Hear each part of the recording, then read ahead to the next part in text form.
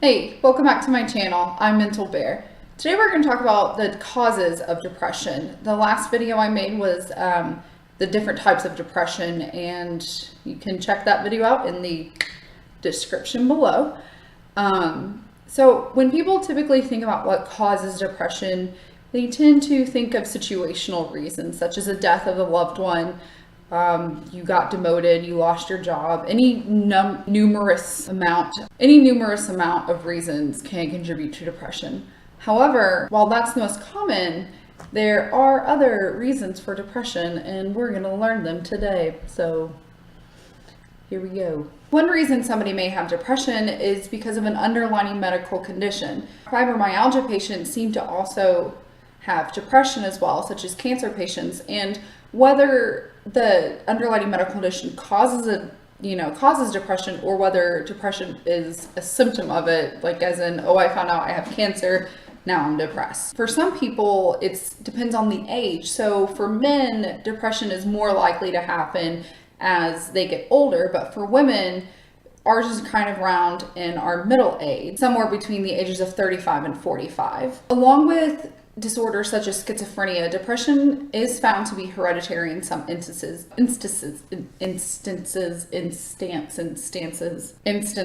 They know this based on identical twin studies, where some identical twins are separated at birth and have very different lifestyles growing up, and both have depression, and that suggests, that it is hereditary. There are actually some genetic predispositions for depression as well. I'm going to read out of my book. I will link it in the description below, but I'm not going to be able to memorize it. I'm not going to try. I'll look like an idiot, so pay attention. People with either one or two copies of the short allele.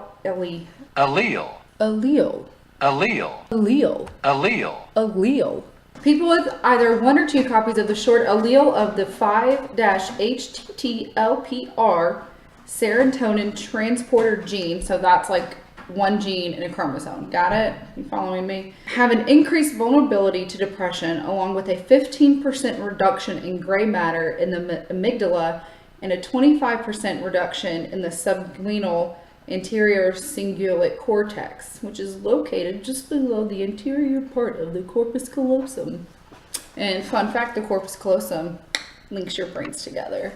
Bet you didn't know that. Ooh. So typically when somebody has depression, they typically have lower levels of serotonin. So if there's a gene that is directly affecting the serotonin levels, then therefore that probably can be linked to depression. The gene that I just described, which causes depression in a sense, there is another gene that tries to inhibit that gene by producing neural growth, right? So I'll read this to you.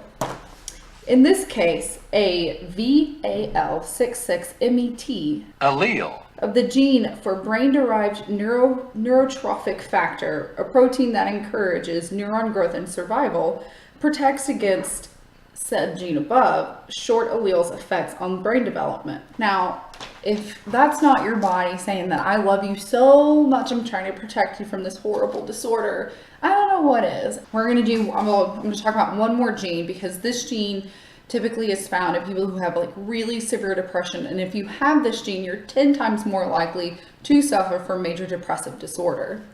So this says another serotonin related gene, the lowercase h TPH2 mutation, has a 10 times greater frequency in severely depressed individuals than in non-depressed controls.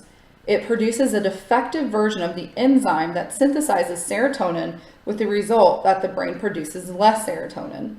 Depressed patients with this gene are resistant to antidepressants that block reuptake of serotonin simply because not enough serotonin is available. Now we're going to talk about brain anomalies in affective disorder patients. So basically we're going to talk about the structure of the brain and what it looks like. I'll try to get some pictures up here for this. Maybe not. I don't know. I don't feel like switching. Never mind. We're not going to do that. Just Google it if you want. You know what? As a matter of fact, I'll leave some links in the description below. In several studies, they found that depressed patients had smaller prefrontal cortexes. So if you know anything about the brain, you know that your forehead is kind of, or your prefrontal cortex is where you get a lot of your decision-making skills and a lot of your personality. You know, those people who have great personalities, that's all up here. So don't blame them, blame their brain. So a lot of times when people have these different these structural differences in the brain with depression, that's where a lot of like the memory problems come into play, the concentration problems, because a lot of these different areas that are affected by depression or affects depression. Another cool thing with brain structure is that there are some parts of the brain that are more active in depressed people, and there are some parts of the brain that are less active in depressed people. Once again, I'm going to refer to my book because I don't want to pretend to try and just know these things. I get all of my information from awesome textbooks and cool sources and all that shiz. What is surprising is that some areas are more active in depressed patients. In unipolar depression, what is surprising is that some areas are more active in depressed patients. In unipolar depression, blood flow is higher in the amygdala and a frontal area connected to the amygdala called the ventral prefrontal cortex. The ventral prefrontal area may also be a depression switch because activation comes and goes with bouts of depression. Let's go ahead and talk about some of the structures that I mentioned in this part that I described to you. The first one is the amygdala. The amygdala is a part of the brain that is responsible partly, there's not one thing in the brain that is responsible for everything involving that, but the amygdala does have a large part in the production of emotions and the feeling of emotions. And then we have the ventral prefrontal cortex, and that's once again part of your prefrontal cortex, which is responsible for behaviors, so to speak, roughly anyways. So basically, you may not have understood anything that I just said, which I totally get, because it, you know, like sometimes I still think about it like, I don't know if I understand that completely. But basically, let's refer back to my handy dandy book, and I think this will kind of help explain what I was saying in the previous paragraph. So activity in the amygdala corresponds to the trait of depression, the continuum disorder. So that's like the characteristic trait of depression, okay?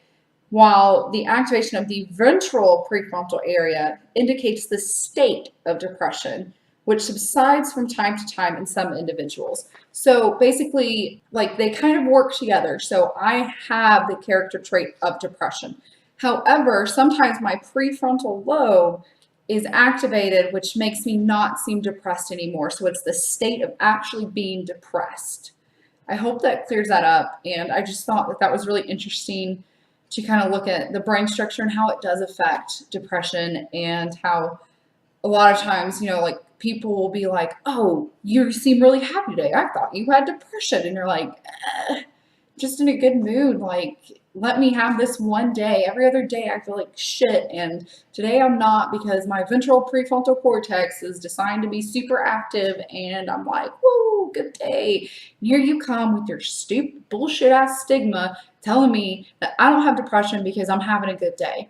Fuck you. I'm Mental Bear, and I still don't have a catchphrase. This is the end of the video, and you can subscribe and like and comment. I don't really care, yeah. Oh, yeah.